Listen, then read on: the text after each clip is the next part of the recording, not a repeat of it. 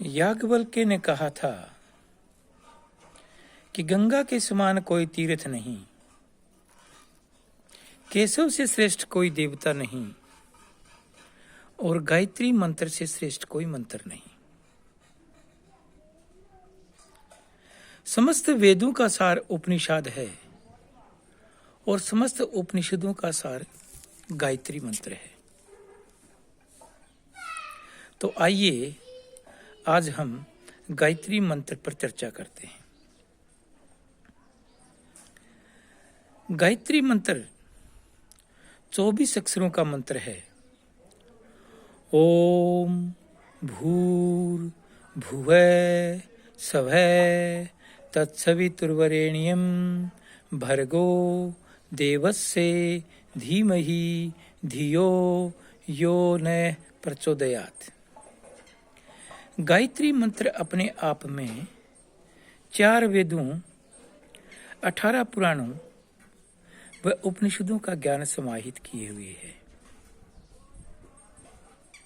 आप लंबी साधना ना करके छोटी सी गायत्री मंत्र का जप कीजिए, आपको चमत्कारिक लाभ देखने को मिलेंगे। गायत्री का साधक अपनी आयु, अपनी शक्ति का अंश किसी भी प्राणी को चाहने पर दे सकता है। गायत्री का साधक बिना बताए सामने वाले की मन की बात जान लेता है।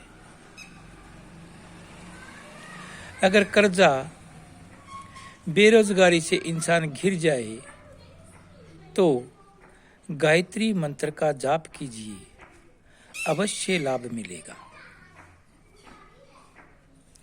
गायत्री का जाप करने से सतबुद्धि मिलती है और सतबुद्धि का होना सबसे बड़ी उपलब्धि माना गया है। एक बार राजा विश्वामित्र अपने सैनिकों के साथ जंगल में शिकार करने के लिए गए। तब उन्हें आराम करने की इच्छा हुई तो वे पास में ही ब्रह्म ऋषि वशिष्ठ जी का आश्रम था, वहां पर पहुंचे। वशिष्ठ जी ने उनका बड़ा आदर सत्कार किया और ठहरने के लिए आग्रह किया। राजा विश्वामित्र ने कहा कि मेरे साथ काफी सैनिक हैं, आप ठहरे त्यागी तपस्वी इतने सैनिकों के भोजन की व्यवस्था कैसे कर पाओगे? तब वशिष्ठ जी ने मंद मंद मुस्काए और कहने लगे, आप ठहरना चाहते हो तो ठहर सकते हो, भगवान की कृपा से सब प्रबंध हो जाएगा। राजा विश्वामित्र वशिष्ठ जी के आग्रह करने पर रुक जाते हैं। शाम के समय जब महर्षि वशिष्ठ जी अपनी पूजा पाठ से उठे तो उन्होंने राजा विश्वामित्र को कहा कि हे राजन, आप सैनिकों को बुलावा भेज दीजिए, खाना तैयार है। राजा विश्वामित्र बड़े अचंभित हुए कि ना तो कोई सामग्री मंगवाई गई, ना ही कोई खाना बनाने वाले आए और महर्षि वशिष्ठ जी कह रहे हैं कि सैनिकों को भोजन पे आने के लिए बुलावा भेज दीजिए। जब राजा विश्वामित्र ने शंका जाहिर की तो महर्षि वशिष्ठ जी ने अपना ब्रह्मदंड उठाया और घुमाया तो देखते ही देखते आश्रम के प्रांगण में कई प्रकार के व्यंजनों से भरे हुए थाल सुशोभित हो गए और हजारों सैनिकों का खाना तैयार था। राजा ने सैनिकों को बुलावा भेज दिया। सभी सैनिक आए, तृप्तिपूर्वक भोजन किया और सबने कहा कि बड़ा स्वादिष्ट भोजन था।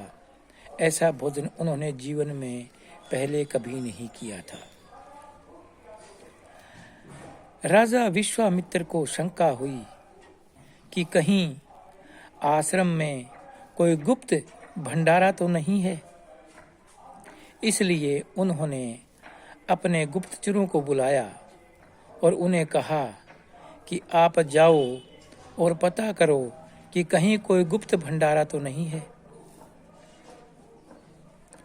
गुप्तचरों ने सारी रात खोजबीन की और सुबह आकर राजा विश्वामित्र को बताया कि हे राजन, कहीं भी कोई भी गुप्त भंडारा नहीं है।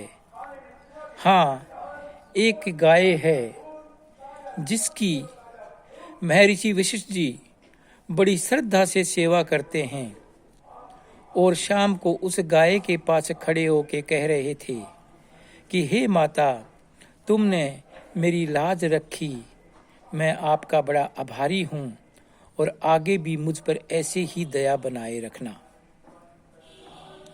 राजा विश्वामित्र को समझ में आ गया कि ये कामधेनु गाय ही है जिसकी वजह से ये सब संभव हो सका, और उन्होंने महर्षि वशिष्ठ जी से कामधेनु गाय देने के लिए कहा।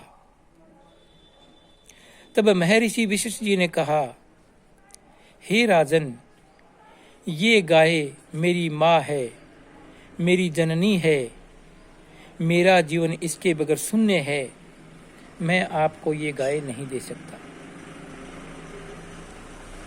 तब राजा विश्वामित्र ने अपने सैनिकों को आज्ञा दी कि बलपूर्वक गाय को छीन लो। जब ऐसा राजा विश्वामित्र ने कहा तो महर्षि वशिष्ठ जी ने अपना ब्रह्मदंड उठाया और घुमाया तो देखते ही देखते गाय के शरीर से हजारों वीर सैनिक उत्पन्न हो गए और उन्होंने राजा विश्वामित्र के सैनिकों को मौत के घाट उतार दिया, यमलोक पहुंचा दिया। यहाँ तक कि राजा विश्वामित्र को भागकर अपनी जान बचानी पड़ी। और राजा विश्वामित्र कहते हैं, धक बल क्षत्रिय बल, ब्रह्म बल परम बलम। और ये कहने के बाद उसी दिन से राजा विश्वामित्र ने अपना राजपाठ त्याग दिया और गायत्री मंत्र की शक्ति को पाने के लिए घोर तपस्या में लीन हो गए।